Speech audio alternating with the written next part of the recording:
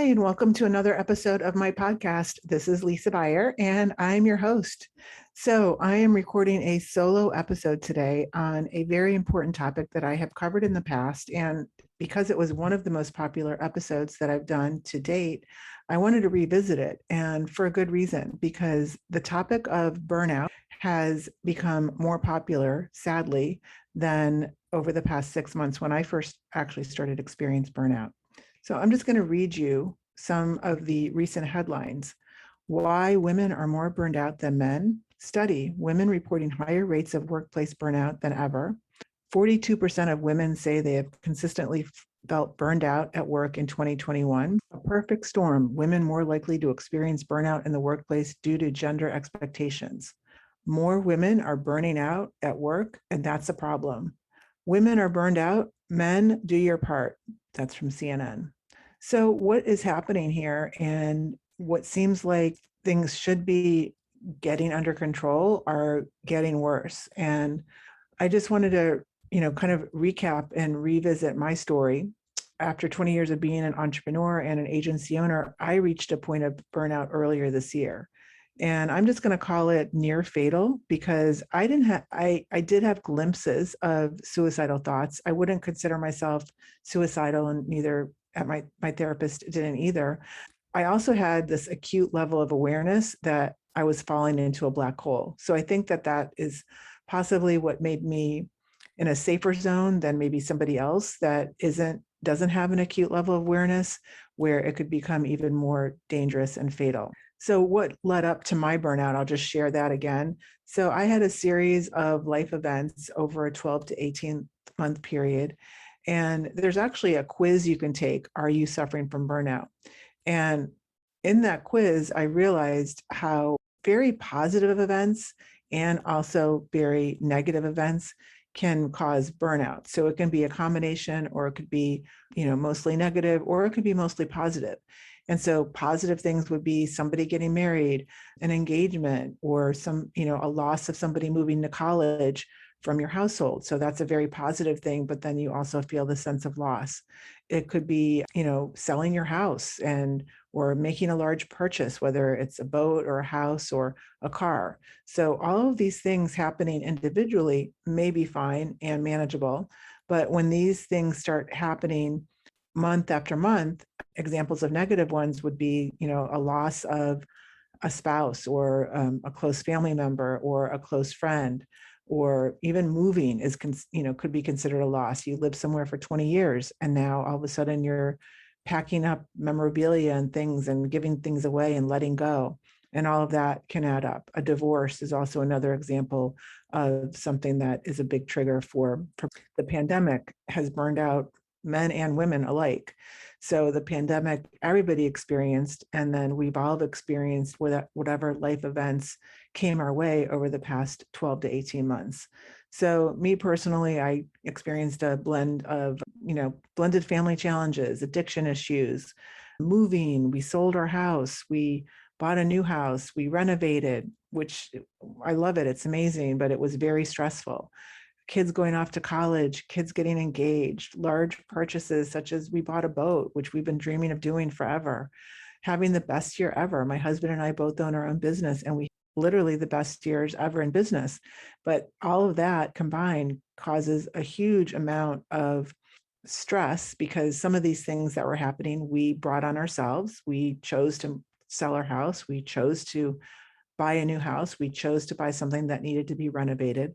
But then these other things that we didn't have choices over, that were positive or negative, where we had, members of our family pass away, that it wasn't something sudden, but it was still a loss, or we had different things happening that were just all of a sudden showing up in our lives that we had to deal with, in addition to these things that we made choices to have happen. So when I started realizing that I had burnout earlier this year, which was in February, March, burnout wasn't this buzzword that it is right now. And it's really sad that burnout is even more popular today as it was 6 months ago. And it's popular in the sense that there's reports coming out. I just read you some of the headlines, but burnout is now trending on Google Trends as more and more people are searching more than ever terms such as, how do I recover from burnout? burnout in the workplace. So people are Googling because they're suffering. And unfortunately, women especially are suffering. So just some more examples. The annual Women in the Workplace report from McKinsey and Company and the leanin.org found that the gap between women and men who say they are burned out has nearly doubled in the last year. But here's the thing. 42% of women and 35% of men reported feeling burned out often or almost always in 2021, compared to 32% of women and 28% of men. So the men haven't been as impacted, it seems, as women, but they are impacted, and everybody globally is impacted by the pandemic and by all of these things that are happening in our environment and in our world that weren't necessarily as extreme or happening at all even a year or two ago. So I think the number one thing I wanted to kind of go through is just recognizing burnout. And like I said, I did recognize that I was burning out. I just was, I wasn't really sure what it was. Like I didn't have the clarification of, okay, this is burnout. Now looking back and now having more information, the information that I'm going to go over with you today that I want to share with you, it's easier to recognize burnout and possibly recognize it earlier and figure out what to do about it. So, me recognizing burnout, what was happening with me was, yes, I had my yoga certification. I practiced yoga on a daily basis. I was a regular meditator. I, at the end of the day would have a glass of wine. But what was happening was, while these things were giving me maybe a quick fix, they were not helping me overall overcome what I was going through. And so one of the first indications of burnout is chronic stress. So if you're experiencing chronic stress, you're getting one step closer to burnout. And I would tell my therapist, before I was suffering from burnout, I would be like, hey, I'm really burning the candle at both ends. And she would say, Lisa, you're one step away from depression. So burning the candle at both ends, chronic stress leads to depression. And then you're having to deal with all of these different things at once. So what really brought to my attention, I really need to revisit this topic. Not only was this a popular episode that I recorded for this year, but last week I attended one of my first in-person conferences, actually my second in-person conference, but the first in-person event for my entrepreneur mastermind called Baby Bathwater, which I'm sure you've heard me mention. And at the mastermind, it was a 3-day event. There was different content sessions happening. And one of the ones I made it a point to go to was led by the Flow Research Collective. And that session was talking about getting into the flow state. And also what I was really fascinated by was they covered in this. What I was really fascinated by was part of the presentation went over 3 tools to master your nervous system and unblock flow. So basically the session was about how to get into flow and how to unblock flow. So one of the 3 was the art of burnout proofing. And I was like, oh, if I would have just been able to Google this and find something like this 6 months ago, it would really help me understand what I was going through and maybe what I needed to do. And I also wouldn't feel like I'm alone. And that was one of the things, is I felt I was so alone, I didn't know what to do. So I asked Rian and Connor, who gave the presentation, they're the co-founders of the Flow Research Collective, if I could get a copy of the presentation and share it with my audience today. So if you're interested in what we're talking about and you want more information, just look up Flow Research Collective. And I'm also going to put the links on the show notes. And Connor Murphy is the Chief Science Officer and also the co-founder, and Rian Doris is the co-founder and COO at the Flow Research Collective. I don't want to leave out Stephen Kotler, who is also co-founder, New York Times bestselling author, and he is an expert in reaching the flow state. So it's obvious to me, if you want to reach flow state, you're not even going to get near to being in the flow state if you are suffering from burnout. And basically the flow state, and I might be hacking this in the way I'm describing it, but the flow state is that state, whether you're writing something or you're in sports or you're doing some artwork or you're trying to get into your peak performance, as Stephen Kotler would call it, you find yourself in this state of flow where things are just like, kind of time stops, and all of a sudden you don't even realize that, a half hour went by and you just were writing this amazing stuff, or you're doing you're running, and if you've ever experienced this running, you get into that flow state where things are just happening, and they're just happening very easily. So if you want to get into flow state, whether you're a writer, entrepreneur, you want to recognize when your peak performance is, when the best times of the day that you're going to have the best productivity and your brain is healthy and you're getting enough sleep. One thing that is definitely going to hinder you from all this is getting burnout. So the art of burnout proofing is what I'm going to lightly go over today. And if you want more information on this, definitely go check out the Flow Research Collective, and they can give you even more information. So we're just kind of breaking down this, talking about the art of burnout proof. So the art of burnout proofing really starts with, I didn't realize that somebody actually coined the word burnout, and she is known as the godmother of burnout. Her name is Christina Maslach. And so Christina is really getting credit for coining this name, burnout. And I'm just going to kind of talk about and breeze over some basics. So how does burnout feel is described. So, to me, I can totally relate to this. It's feelings of profound emotional exhaustion. I felt completely exhausted no matter how much sleep I got or how little sleep I got. I was always emotionally and mentally exhausted. And this type of thing can have it's negatively directed at your family, your friends, maybe your clients, your colleagues.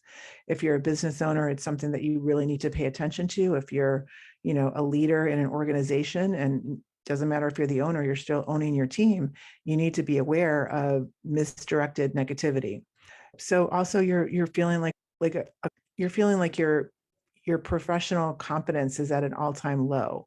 So you might be the most competent person in the world and the most expert in your field, but you don't feel like you are. So you start feeling very similar to symptoms of depression. Burnout will really zap your ambition and make you feel like you have very low sense of worth. This is something that I could totally relate to, but I didn't know what was going on. And then if you really get into the definition of burnout, it's basically a prolonged response to chronic emotional and interpersonal stressors, whether it's on the job or in your family. So the focus of this presentation I went to was really based on, working and the workplace, but it also falls into social, family, work, business. Some of the, when you're trying to define burnout, you're feeling like overwhelmed, completely exhausted and overwhelmed. And you're also feeling like very cynical and a feeling of detachment. So things are happening around you, but like you're like losing the relatedness to that. And you're becoming, I'm just going to describe how I was becoming kind of numb to everything. And you also have this feeling of ineffectiveness, and you feel like no matter what you do, right or wrong, you're lacking accomplishment. I can resonate with that those feelings exactly, and that's what I was going through. And there's even ways that they can actually see how burnout enlarges a part of your brain, and then it ends up fracturing the connectivity to what is happening and maybe what you're feeling. So I thought this was super interesting as well. The World Health Organization is now recognizing burnout and invalidating it as a disorder, as something that you're suffering from, similar to stress, is now recognized as a real thing that's happening to us. And it's not, oh, they're just stressed. Oh, it's just stressed. It's just stress. So burnout has validated psychological triggers. The World Health Organization, basically states high job demands, low control, and effort or / reward imbalances are huge risk factors when it comes to burnout, and recognizing what the psychological triggers of burnout could be. One thing that I learned also that I want to share is that when burnout happens, it's subtle. It's not something that you feel overnight. The same with when you're trying to reverse burnout, it's subtle. It happens slowly. And I'm still looking back and looking like my accomplishment and how I've been able to overcome burnout. I'm not 100%. I have not overcome burnout 100%. Maybe if I'm looking back now, maybe I'm 50% better, but even that 10 or 20% better in the beginning was a huge leap of relief for me. And I felt that 10%, that 20% felt very significant. So the negative effects of burnout can happen outside of your conscious awareness. And this is according to the Flow Research Collective, Rian and Connor, when they were sharing their presentation on, first of all, like, how do we get into flow state and how do we recognize and get into flow state so you can have peak performance?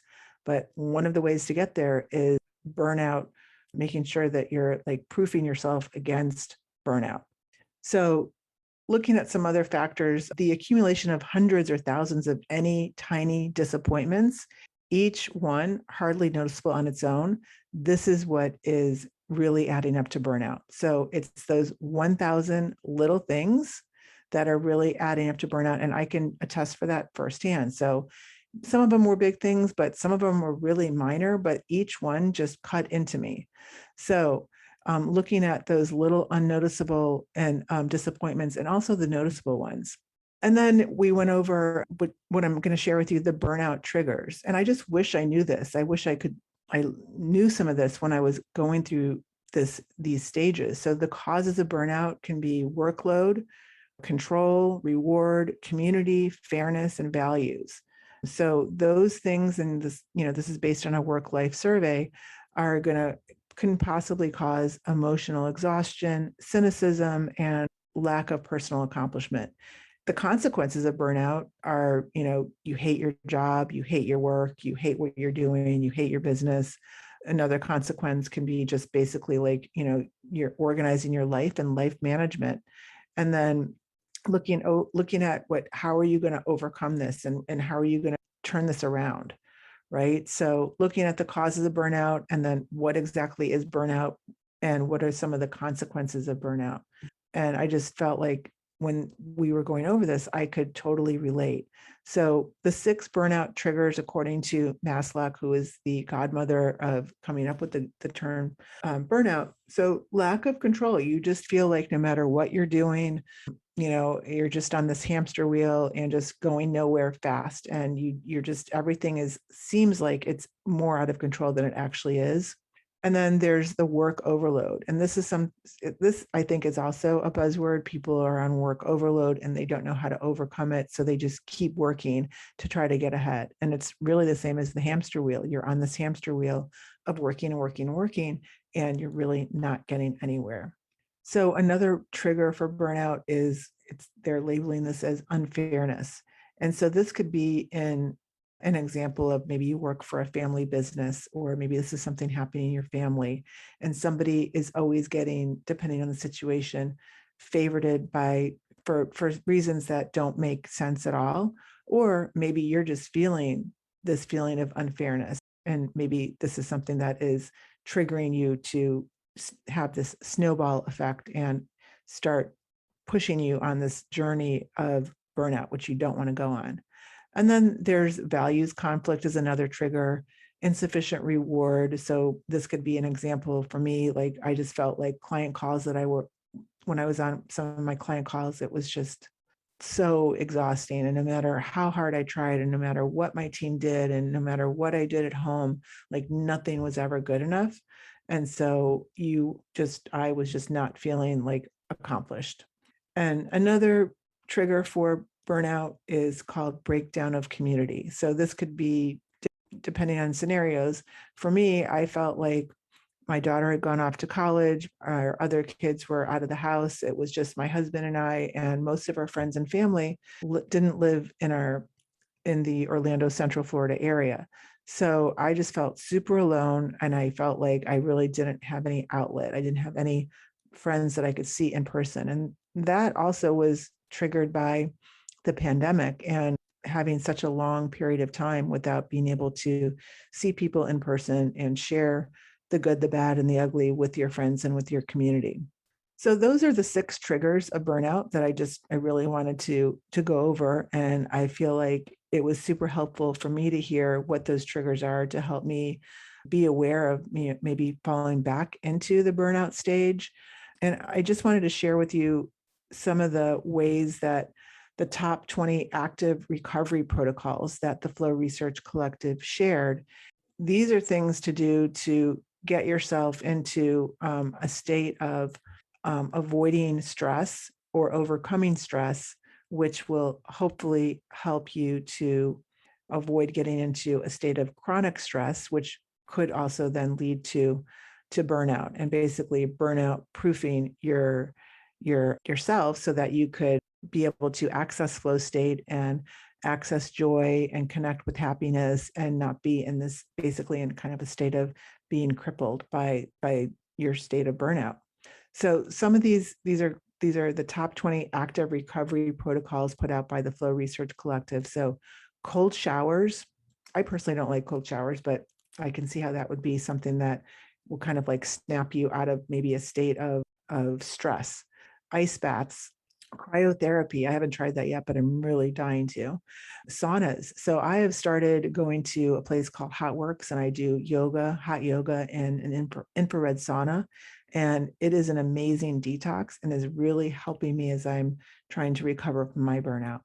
Steam rooms, I love. I haven't been able to really go to one lately because of the pandemic. It seems like every spa, the steam room is closed. But if you have a steam room or have access to one, it's a great way to help yourself recover from these situations that might snowball into chronic stress and then snowball into burnout. Hot baths are amazing. So that's another recovery protocol. Breath work is huge. Meditation, I can't even stress enough.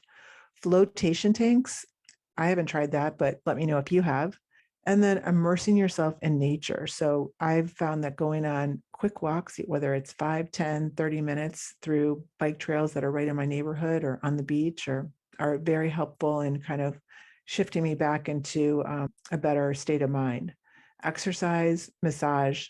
I just had a massage yesterday. There's different price ranges of massages. Massage, I feel like, is more accessible than it ever has been. So you don't have to go to an expensive massage, or I'm sorry, you don't have to go to an expensive spa to get a massage, which could make a huge difference in your state of mind.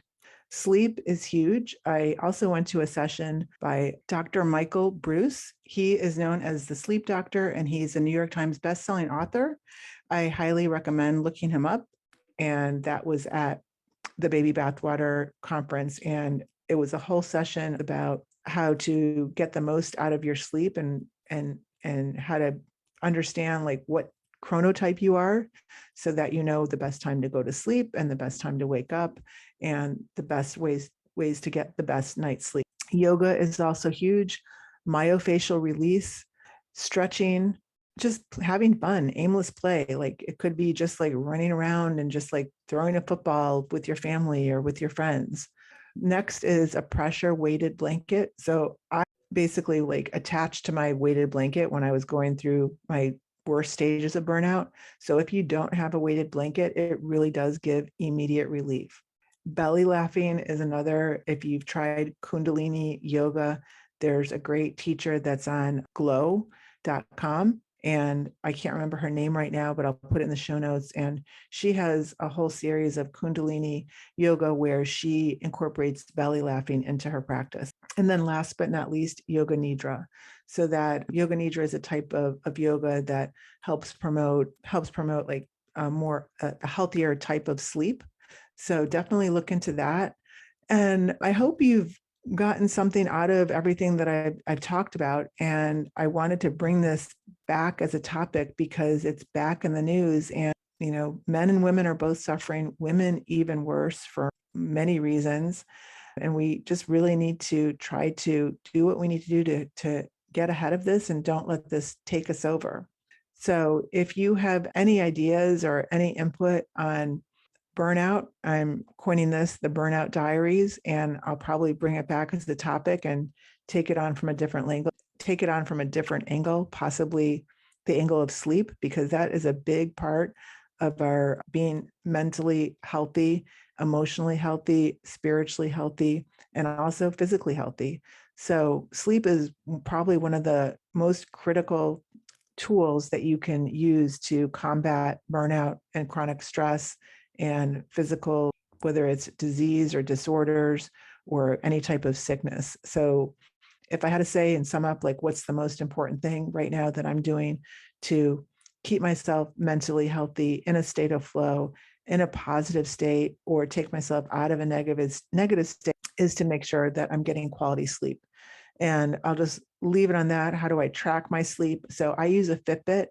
I have the Fitbit. I'm not really sure which one it is, but it's the one that just came out, and it gives you your sleep score. My husband, I got him the Oura Ring, and it tracks his sleep. And according to the experts that I spoke with last week, the Fitbit and Oura are the best technology, most accurate technology that you can access as a consumer to track your sleep and the quality of sleep. And it will tell you where you need to improve on, what you need to do different. So I'll leave you at that. That sleep is one of the most important things to help you avoid burnout and also recover from burnout. And with that, I will say namaste, and I will see you on the next episode.